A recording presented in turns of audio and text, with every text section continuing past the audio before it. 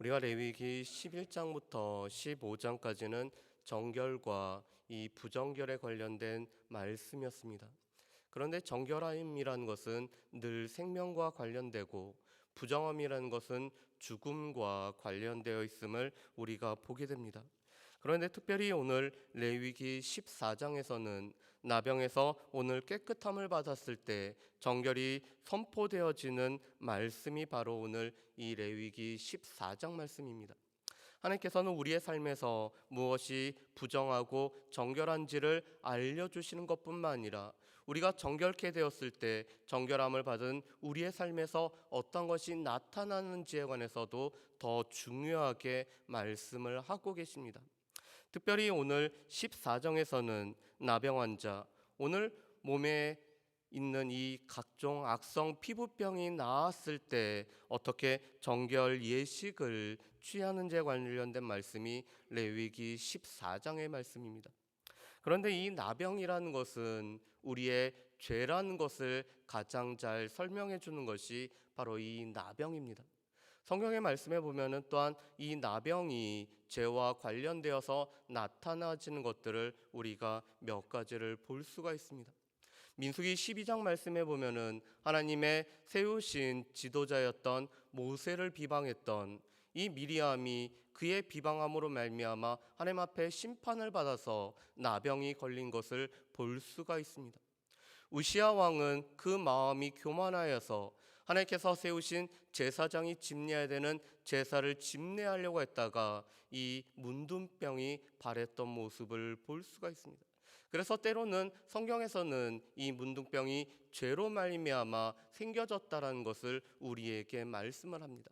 그런데 이 문둥병이 무서운 것은 감각이 없어진다라는 것을 뜻하고 있죠. 이 문둥병에 걸렸을 때 이 몸의 감각이 없어지는 것은 죄로 말미암아 둔감해지는 우리의 모습을 잘 보여주고 있습니다.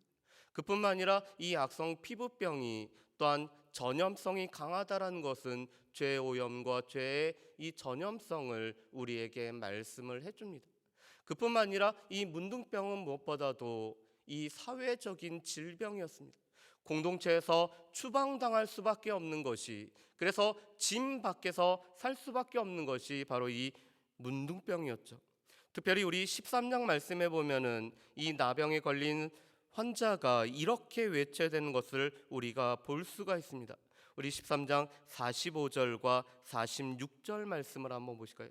13장 45절과 46절 말씀입니다. 제가 읽어보겠습니다.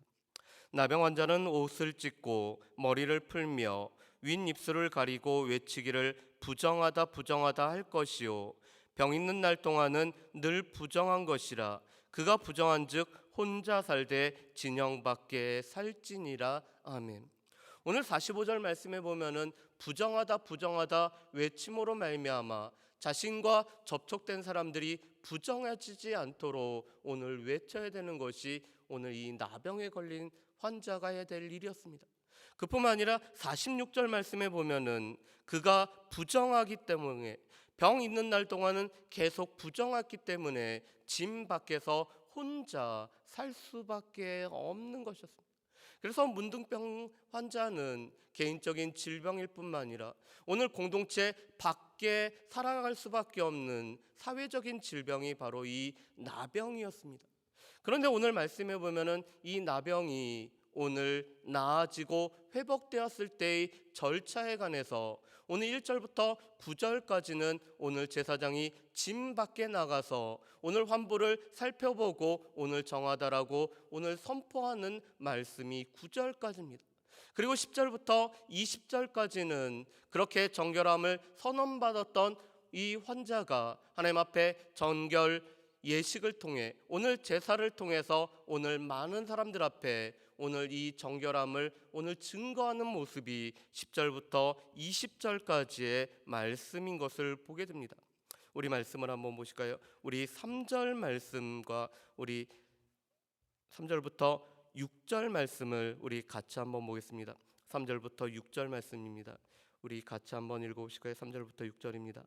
제사장은 진영에서 나가 진찰할지니 그 환자에게 있던 나병 환부가 나았으면 제사장은 그 정결함을 받을 자를 위하여 명령하여 살아있는 정결한 새 2마리와 백향목과 홍색실과 우수초를 가져오게 하고, 제사장은 또 명령하여 그 새 하나는 흐르는 물 위 질그들 안에서 잡게 하고, 다른 새는 산채로 가져다가 백향목과 홍색실과 우슬초와 함께 가져다가 흐르는 물 위에서 잡은 새의 피를 찍어. 아멘. 오늘 말씀에 보면은 이 나병 환자는 짐 밖에 있기 때문에 오늘 짐 밖으로 나가서 제사장이 그 환부를 살펴보고 진찰하고, 이 나병이 오늘 나았으면은 회복을 오늘 선언하는 모습을 보게 됩니다. 그런데 특별히 4절 말씀에 보면은 정결함을 받을 자를 위해서 오늘 정결한 새 2마리와 백향목과 홍색실과 우슬초를 가져오게 하고 있습니다. 특별히 이 새 2마리는 정결한 새를 가져오게 하는 모습을 보게 됩니다. 그리고 또한 이 백향목은, 저도 백향목을 정확하게 보지는 못했기 때문에 어떤 건지 모르지만 이 백향목이라는 것 자체가 붉은색을 띠고 있다라고 합니다. 그래서 오늘 이 피에다가 오늘 흐르는 물 가운데 백향목과 홍색실을 가져오면은 더 붉어지는 효과를 가져오게 된다라고 말씀합니다. 특별히 오늘 흐르는 물 위 질그릇에서 정결한 새 중에서 한 마리를 잡아서 그 피를 내게 하고, 또 살아있는 새는 이 피를 찍어서 오늘 날려보냄으로 말미암아 이 피를 통해서 오늘 회복이 되어지고 또한 자유함을 상징하는 행동을 하게 하고 있습니다. 그뿐만 아니라 오늘 이 정결함을 선언을 받았던 나병 환자는 온몸의 털을 밀고 오늘 진 안으로 들어오지만 또한 자기 집 밖에서 7일 동안 머물게 함으로 말미암아 1차적으로 정결해졌다라는 선언을 하게 되는 것이 오늘 9절까지의 말씀입니다. 그리고 오늘 10절 말씀부터 보면은 오늘 이 제사를 드리는데 크게는 4가지의 제사를 드리고 있습니다. 속건제와 속죄제와 번제와 소제를 드리고 있습니다. 그런데 오늘 이 제사 중에서 가장 중요한 제사는 속건제의 제사를 드리고 있는 모습을 볼 수가 있습니다. 또한 이 제사를 오늘 드릴 동안에 무엇보다도 오늘 이 정결함을 받은 사람의 오늘 피를 7번 뿌리고 정하다라고 외칠 뿐만 아니라, 오늘 이 제사장은 속건제물의 피를 이 정결함을 받은 사람의 오른쪽 귓뿌리와 오른쪽 손가락과 오른쪽 발가락에 오늘 바름으로 말미암아 그가 깨끗해졌음을 많은 사람들 앞에서 오늘 드러내고 있는 일들을 오늘 제사를 통해서 행하고 있습니다. 그런데 오늘 동시에 기름을 바름으로 말미암아 오늘 피가 뿌려진 곳에 기름을 바름으로써 오늘 제사장을 세울 때 위임식과 비슷한 절차를 오늘 행하는 모습을 볼 수가 있습니다. 우리 말씀을 한번 보실까요? 우리 19절과 20절 말씀을 우리 같이 한번 읽어보겠습니다. 19절과 20절 말씀입니다. 같이 읽겠습니다. 또 제사장은 속죄제를 드리어 그 부정함으로 말미암아 정결함을 받을 자를 위하여 속죄하고 그 후에 번제물을 잡을 것이요, 제사장은 그 번제와 소제를 제단에 드려 그를 위하여 속죄할 것이라. 그리하면 그가 정결하리라. 아멘. 오늘 속건제를 드리는 것은, 이 속건제라는 것은 하나님과 사람들에게 오늘 죄를 범함으로 말미암아 배상을 해야 되는 제사가 바로 이 속건제의 제사입니다. 그런데 오늘 이 나병에 걸린 자가 오늘 부정함 중에서 하나님에게 드려진 물건을, 성물을 오늘 만질 가능성이 있기 때문에 이 속건제를 드림으로 말미암아 이 사람의 죄가 오늘 사해졌음을 먼저 선포하는 제사를 드리게 합니다. 그리고 또한 속죄제와 번제와 소제를 드릴 뿐만 아니라 오늘 제사장의 위임식 같은 기름을 바름으로 말미암아 오늘 죄가 회복되어졌을 뿐만 아니라 그의 삶이 하나님 앞에 드려졌다라는 예식을 통해서 오늘 이 사람이 공동체 안으로 다시 들어올 수 있게 하는 것이 이 정결의 규례입니다. 어떻게 보면은 1절부터 20절까지의 이 규례 자체가 되게 복잡할 뿐만 아니라 또한 정결함을 받은 사람은 두 번에 걸쳐서 몸에 있는 털을 미름으로 말미암아 다시 한번 하나님 앞에 자신을 드리는 모습을 오늘 말씀을 통해서 우리가 볼 수가 있습니다. 그런데 오늘 이 모습 가운데도 가장 중요한 것은 피였습니다.